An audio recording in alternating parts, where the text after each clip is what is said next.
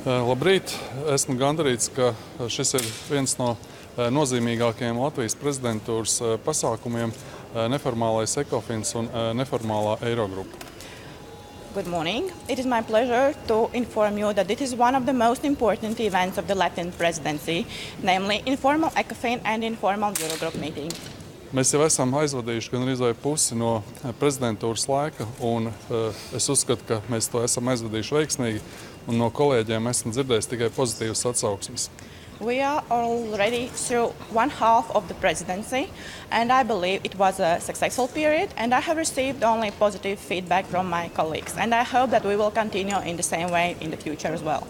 Latvijas viena no prioritātēm prezidentūrā bija Junkera plāna īstenošana. One of the Latvian presidency's priorities was the so-called Juncker's plan.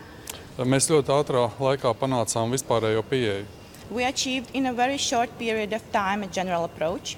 Un es esmu ļoti priecīgs par to, ka vakar ir uzsākušās trialoga sarunas ar Eiropas parlamentu. And I'm happy that yesterday the trialogue negotiations began with the European Parliament. Un mēs ceram, ka viņš būs veiksmīgs un mūsu nospraustajā termiņā līdz mūsu prezidentūras beigām mēs varēsim pieņemt. And I hope these negotiations will be successful and we will achieve the final agreement on this issue by the deadline we have already set. It means that by June.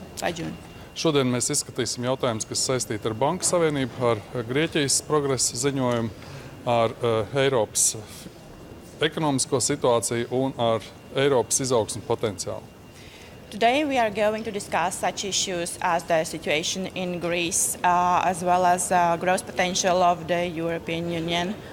Un es ceru, ka pie karstām un ļoti nozīmīgām diskusijām mani kolēģi ministri spēs izbaudīt arī vienu no Baltijas sirdi un vienu no skaistākām Ziemeļa Eiropas pilsētām Rīgu.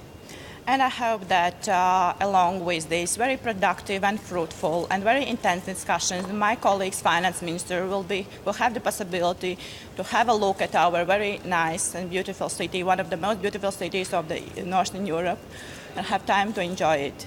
Paldies. Thank you very much. Minister, can I ask one question for you? Latvia was once in more or less the same situation as Greece with a crisis. You did a lot of austerity. What's your advice to the Greek government? Tātad mūsu padoms un mūsu vēlme saklausīt un sagaidīt no Grieķijas struktūrālās reformas, budžeta deficīta ievērošanu un apņemšanos pildīt tos nosacījumus, ko ir uzņēmusies iepriekšējās valdības. Paldies. We advise Greece to stick to the government's to the agreements previously agreed and to stick to structural reforms and to continue in such a way. That's our advice. Thank you.